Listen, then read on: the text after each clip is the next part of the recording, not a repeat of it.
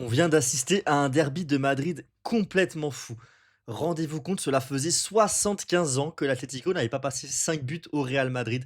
Tout simplement, c'est complètement dingue. L'Atlético qui a roulé sur son rival, le Real Madrid, en s'imposant 5-2 dans cette rencontre. Les Colchoneros peuvent avoir le sourire ce soir après cette immense victoire. Une victoire orchestrée d'une main de maître par Diego Simeone qui a dominé de la tête et des épaules tactiquement Xabi Alonso et évidemment par le grand talent de Julián Alvarez et surtout par une équipe de l'Atlético qui a été immense sur la pelouse contre un Real Madrid méconnaissable par rapport au début de saison. Certaines performances individuelles complètement ratées, des erreurs aussi tactiques de la part de Xabi Alonso et une grosse remise en question du côté de Madrid et du côté du Real justement, alors que avant cette rencontre, le Real était leader invaincu et que l'Atlético commençait doucement à lancer sa saison avec une victoire contre le Rayo, mais avait eu beaucoup de mal sur le début de cette saison en Liga. Et c'est donc un Real Madrid favori qui est entré sur la pelouse du Metropolitano, même si le Real n'a pas gagné sur cette pelouse depuis 2022 en Liga et a beaucoup de mal contre l'Atlético ces dernières années. C'était eux les favoris au vu du début de saison des deux équipes en Liga. Mais seulement, le Real Madrid n'a pas du tout joué comme tel, puisque c'est l'Atlético qui est rentré très bien dans sa rencontre et qui a directement pressé très haut le Real Madrid, s'est procuré une première occasion avec Sorloth dès la deuxième minute, qui aurait pu marquer d'ailleurs s'il n'avait pas fait n'importe quoi dans sa course avec le ballon et avec ce retour exceptionnel de Militao qui s'est malheureusement blessé sur l'action, qui a reçu un sale coup pour le coup à l'arrière de la cheville en bas du mollet. Il a pris toute la puissance de la frappe de Sorloth là et il est sorti à la mi-temps. J'ose espérer que c'est qu'un coup. On verra ce que le staff médical du Real Madrid en dit, puisqu'il est sorti sur blessure à la mi-temps et derrière Militao. En tout cas, une entame excellente de l'Atlético de Madrid et des hommes de Simeone, le couteau entre les dents, qui, eux, avaient cette sensation portée par le public de jouer un derby. Contrairement au Real Madrid, on avait cette impression qu'ils jouaient un match de Liga lambda, un match comme les autres, comme si c'était Levante, Osasuna ou le Real Oviedo en face. Et non, c'est un derby. Et je trouve que les joueurs du Real Madrid n'ont pas été à la hauteur de l'enjeu dès la première seconde de cette rencontre. On a vu notamment Carreras, Hausen ne pas être à la hauteur de ce derby à la relance. Ce sont eux les meilleurs relanceurs côté Real Madrid cette saison et ils ont été nulle part aujourd'hui. Hausen a fait des passes molles, sans calcium, sans puissance. Carreras, lui, a fait littéralement des passes en touche, tout simplement, et des longs dégagements en cloche qui ne servaient à rien, incompréhensibles, et surtout, ils ont été complètement transparents par rapport à leur début de saison. Ensuite, on a un milieu de terrain du Real Madrid qui se voulait compact, dominant, avec 4 joueurs alignés au milieu de terrain, avec Arda Güler, Jude Bellingham, Federico Valverde et Aurélien Tchouameni. Et au final, ces 4 joueurs-là se sont presque fait dominer par 2 joueurs de l'Atlético, Koke et Pablo Barrios, ce qui a permis du coup à l'Atlético d'avoir le surnombre sur les ailes. Et alors là, si l'Atlético réussissait à passer sur les ailes, il y avait grand danger. Grand danger, pourquoi? Parce que l'Atlético a centré, a beaucoup centré. Diego Simeone a identifié le défaut principal de ce Real Madrid, qui est la défense des ballons aériens, que ce soit sur coup de pied arrêté ou que ce soit sur des centres dans le jeu. Ce Real Madrid est incapable de contrôler les airs. Et en face, il y avait le contrôleur aérien par excellence, Sorloth, l'immense Norvégien qui a réussi à marquer de la tête, bien sûr, et qui surtout a réussi à être un danger de tous les instants par sa taille et sa carrure. Il a été un poison pour la défense du Real Madrid, mais ce n'a pas été le seul, puisque le Normand marque de la tête sur corner, et plus globalement, chaque coup de pied arrêté, chaque centre ont semblé être un terrible danger pour un Real Madrid complètement perdu dans les airs. Chouameni est fautif sur le but de Lenormand. Carreras et Hausen ne communiquent pas sur le but de Sorloth. Il y a eu d'autres actions, d'autres occasions. Le but de la main de Clément Langlais, n'a pas peur du ballon, ça peut être un but de la poitrine et être au fond des filets. Thibaut Courtois a fait une performance cataclysmique dans les cages. Il y a un penalty où on a l'impression qu'il attend la frappe de Julián Alvarez pour choisir son côté et plonger. S'il ne l'avait pas fait, s'il avait plongé plus tôt, il aurait clairement réussi à rattraper ce penalty qui n'était pas si bien tiré de la part de Julián Alvarez. Il y a évidemment cette hésitation, sortir, ne pas sortir, sur le corner qui amène le premier but de Lenormand. Et c'est pas possible d'être un gardien avec tant d'expérience qui fait 2 mètres et d'être autant impuissant, incapable quand le ballon est dans les airs. C'est malheureux pour le Real Madrid et ça fait très mal puisqu'il y a 5 buts au final, au total dans cette rencontre avec ensuite, le coup franc magnifique de Julián Alvarez et la finition d'Antoine Griezmann en toute fin de rencontre qui débloque son compteur. Il n'avait pas marqué depuis 22 matchs. Rendez-vous compte, c'est face au Real Madrid qu'il se libère, Antoine Griezmann, et ça lui fera beaucoup de bien. Au niveau des performances individuelles, il faut évidemment parler de Julián Alvarez, auteur d'un doublé. Clair homme du match sur cette rencontre, l'Argentin a été exceptionnel. Il a marqué 3 buts contre le Rayo cette semaine. Là, il en a marqué 2 contre le Real Madrid. Ça lui fait 5 buts sur les 2 derniers matchs. C'est pas mal comme ratio. En tout cas, Julian Alvarez a brillé, a encore une fois montré tout son talent dans un grand match. C'est un joueur absolument exceptionnel, un joueur qui est en plus très agréable à regarder jouer et qui est capable de marquer des buts magnifiques et aussi de se sacrifier complètement pour son équipe. Un joueur parfait entre les mains de Diego Simeone. C'est sans doute lui, Diego Simeone, l'autre homme de ce match, car ce sont ses choix qui ont permis à l'Atlético d'être la tête et les épaules au-dessus du Real Madrid. Déjà, il y a évidemment une préparation mentale exceptionnelle. Les joueurs, le couteau entre les dents, prêts à se défoncer pour lui dans ce derby. Et ensuite, il y a des choix tactiques intéressants. Le choix de mettre Anko, qui est un défenseur central de formation en tant qu'arrière gauche, a été très bon. Il a réalisé une très bonne prestation, le Slovaque, à la place de Khaby Galan, qui avait été pas bon en plus l'an dernier en Ligue des Champions lors du derby. Il y a évidemment le choix de mettre Griezmann sur le banc pour un grand match et le choix de mettre du coup Sorloth titulaire, qui a pesé comme rarement sur la charnière centrale du Real Madrid par sa taille, par son imposante carrure. Sorloth a été impressionnant sur cette rencontre aussi et peut dire un grand merci pour l'opportunité à Diego Simeone. Et Diego Simeone aussi fait le choix d'un milieu de terrain très fonctionnel. Pablo Barrios, Koke, ça a été magnifiquement bien animé. Les ailes aussi ont été très bonnes. Nico Gonzalez d'un côté, le duo Llorente Simeone de l'autre, un duo qui fait faire des cauchemars à Vinicius Junior, évidemment par l'intensité qu'ils mettent, par le vice qu'ils sont capables de mettre également. Donc non, franchement, des choix réussis de la part de Diego Simeone. Et en plus, en face, on a eu cette impression que le Real Madrid n'était pas à la hauteur du derby, que ce soit Xabi Alonso, que ce soit ses joueurs. On n'a pas eu cette impression-là, on n'a pas eu cette grinta, cette envie côté Real Madrid. Ils n'ont jamais été à la hauteur de l'enjeu. Et du coup, ça fait une écrasante victoire pour l'Atlético de Simeone.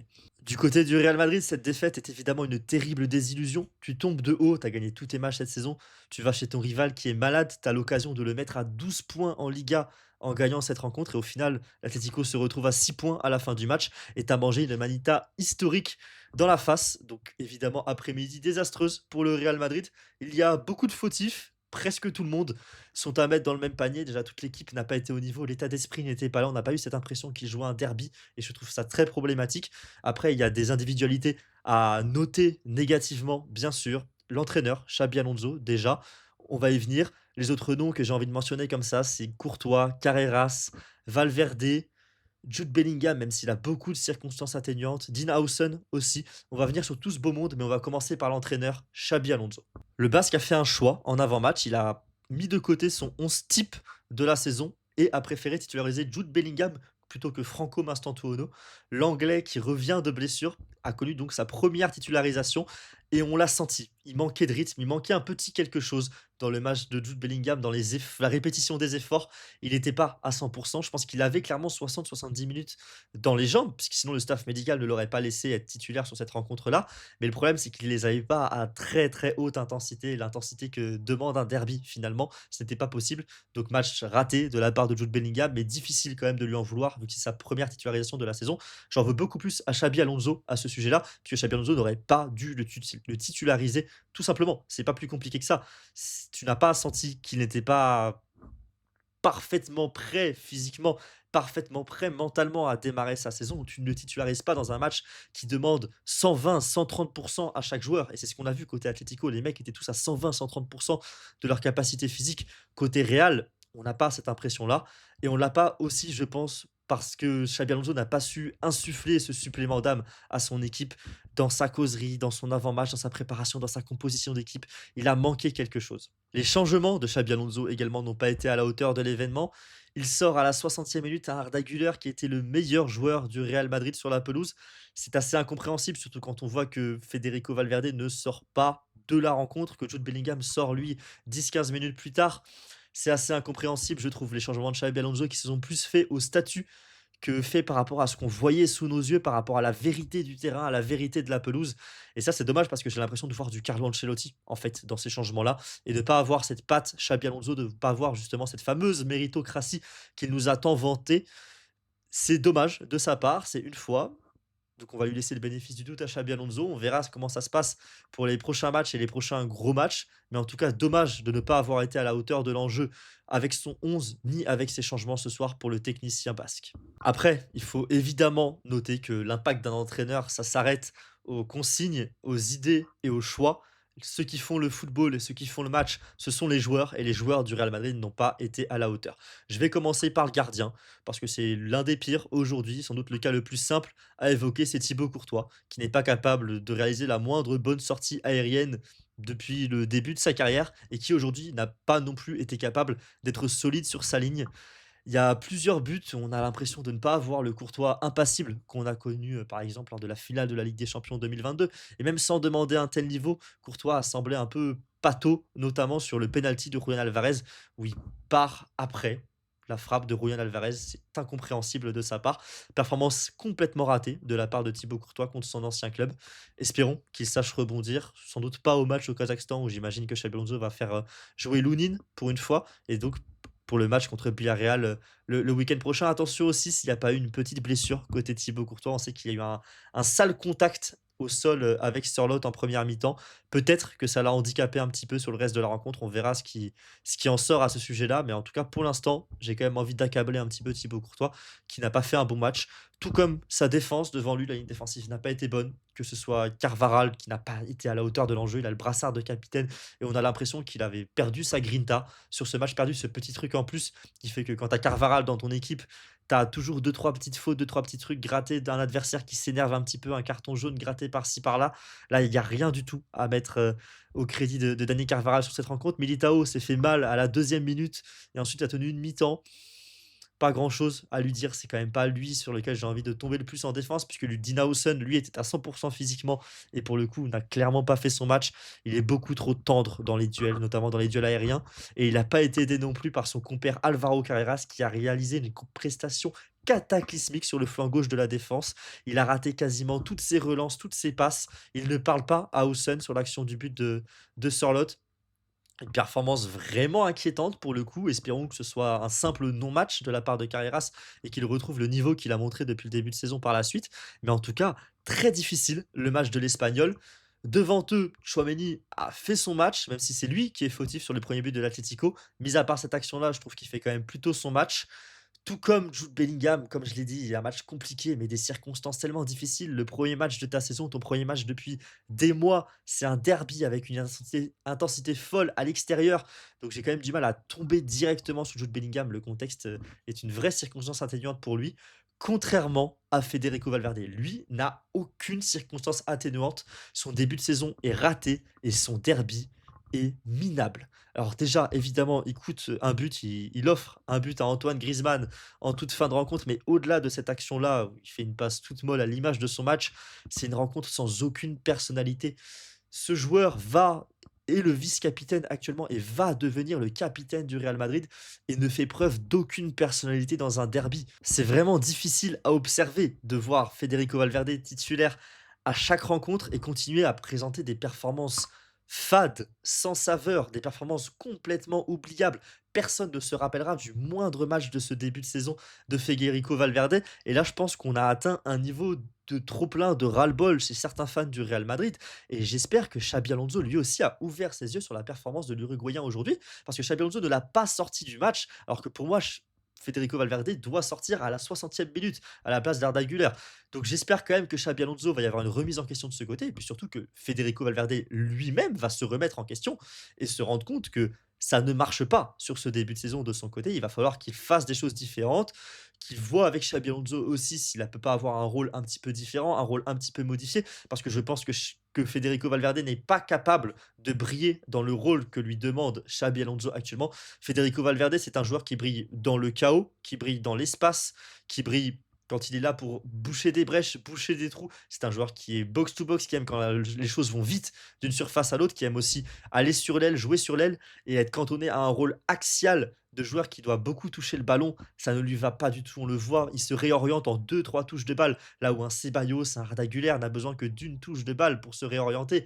Et ça ralentit le jeu du Real Madrid, ça rend les choses trop compliquées, je trouve, pour lui-même, bien sûr, parce que si lui-même joue au ralenti, toute l'équipe va jouer au ralenti, mais lui aussi n'a moins le temps du coup de faire la bonne passe, de faire le bon choix, et il faudrait un repositionnement pour moi sur le côté droit du milieu de terrain pour Federico Valverde pour que ça fonctionne.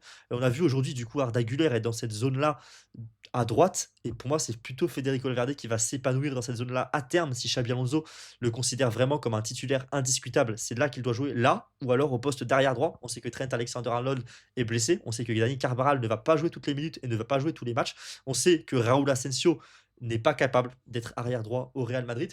Donc peut-être que sinon, c'est là, au poste d'arrière droit, même si Federico Valverde ne veut pas, c'est sans doute là qu'il va réussir à s'épanouir au Real Madrid. Il va falloir qu'il le comprenne parce qu'au milieu de terrain, dans le rôle actuel, c'est juste plus possible et il va falloir que quelque chose change. J'ai déjà mentionné Arda Güler comme étant peut-être le seul joueur qui a été à la hauteur côté Real Madrid sur ce match. Le reste de l'attaque, Vinicius Junior, Mbappé, puis ensuite Franco Mastantuono et Rodrigo qui sont rentrés en jeu et qui ont raté leur rentrée en jeu, n'ont pas été à la hauteur. Vinicius Junior et Mbappé, c'est un petit peu différent. Ils jouent tous les deux 90 minutes. Ils ont peu de ballons à se mettre sous la dent. Mbappé a une seule vraie balle de but sur ce match. Il la met au fond. Bravo à lui. Ça fait de son match un match qui est au pire moyen. On peut pas dire que c'est un mauvais match alors qu'il a un ballon de but et qu'il la met au fond. Vinicius Junior, c'est pareil. Des ballons à jouer en 1 contre 2, 1 contre 3 face à la défense des Colchoneros. Il a une fois réussi à passer et à créer de toutes pièces une occasion de but pour Arda Güler. Donc c'est pareil, difficile d'en vouloir complètement à Vinicius Junior, même si le match a été compliqué pour les 2 attaquants du Real Madrid qui n'ont pas vraiment réussi à changer de registre pour réussir à toucher des ballons, à faire quelque chose de différent, à rendre le match plus facile pour eux parce que ce match est très difficile pour les attaquants du Real, mais ils n'ont pas réussi à se le rendre plus facile. Ça, c'est compliqué, mais c'est vraiment pas que de leur faute. À noter quand même aussi la bonne entrée d'Eduardo Camavinga qui revient bien et qui, on l'espère, va avoir un rôle prépondérant dans la suite de la saison du Real Madrid parce qu'il y a une place à se faire au milieu de terrain parce que c'est ça qui est le plus dysfonctionnel aujourd'hui au Real Madrid, c'est le milieu de terrain. Il y a quelque chose qui ne va pas, qui ne tourne pas rond. Il y a une place à s'y faire et donc hâte de voir Eduardo Camavinga capable de s'imposer dans ce milieu de terrain. En tout cas, personnellement, c'est ce que je lui souhaite, bien sûr, et je pense que la solution pour que ça tourne mieux au milieu de terrain peut passer par lui, du côté de Xabi Alonso. Enfin, je vais vous laisser avec une dernière réflexion. C'est le fait que cette lourde défaite, cette claque reçue par le Real Madrid ne soit pas une si mauvaise chose. Déjà, le Real a l'habitude de perdre contre l'Atlético. Finalement, les choses ne changent pas. Les saisons se suivent et se ressemblent. Rappelez-vous, en 2023-2024, la saison de l'arrivée de Jude Bellingham où le Real Madrid gagne tous ses matchs un petit peu ric-rac en début de saison. Le Real Madrid se fait dominer de la tête et des épaules sur la pelouse de l'Atlético. Première défaite de la saison, grosse remise en question dans le vestiaire. Grosse remise en question aussi de Carlo Ancelotti. Et ensuite, le Real Madrid fait une saison où il va glaner la Liga et la Ligue des Champions. Donc déjà, on va pas être alarmiste maintenant. La saison, elle n'est pas perdue, elle n'est pas terminée maintenant. Il y a du travail, bien sûr, côté Xabi Alonso, du côté des joueurs aussi. Mais en tout cas, ça peut être un bon retour sur terre. Le Real Madrid, c'est ça, retombe sur terre, à nouveau les pieds sur terre après cette lourde défaite. Il va falloir du coup rebondir de la bonne manière, bien sûr. C'est à Xabi Alonso de faire les bons choix, de trouver les bons mots, aux joueurs de faire eux-mêmes leur propre introspection, leur propre remise en question et revenir en étant grandi de cette lourde défaite. Mais je pense sincèrement que cette défaite peut aider à la saison du Real Madrid. Xabi Alonso l'a dit en conférence de presse, nous n'oublierons pas cette défaite et c'est ça le seul point positif à retenir aujourd'hui, c'est que cette défaite va rester dans les esprits et que le Real Madrid va avoir un esprit revanchard et surtout, j'espère, une belle introspection après ce match raté pour réussir la suite de sa saison. Pour ma part, je vous remercie d'avoir regardé ce débrief jusqu'au bout. Dites-moi en commentaire s'il y a des points de désaccord avec moi dans mon analyse de la rencontre et puis surtout ce que vous avez pensé de ce match, que vous avez pensé des performances individuelles de certains, les performances très positives qu'on a pu voir du côté de l'Atlético, certaines performances désastreuses qu'il y a eu du côté du Real Madrid. Dites-moi ce que vous avez pensé des choix de Diego Simeone, de Xabi Alonso. Je veux débattre en commentaire, c'est pour ça que je fais ces vidéos-là. N'oubliez pas, si ça vous a plu, de liker, de partager, de commenter, surtout de vous abonner. En tout cas, merci à vous d'avoir regardé et on se retrouve dès demain pour un débrief d'Arsenal Newcastle en Première Ligue. Vous inquiétez pas, il y a demain une vidéo et cette semaine évidemment des vidéos avec la Ligue des Champions. Ça va charbonner. À très bientôt. Ciao.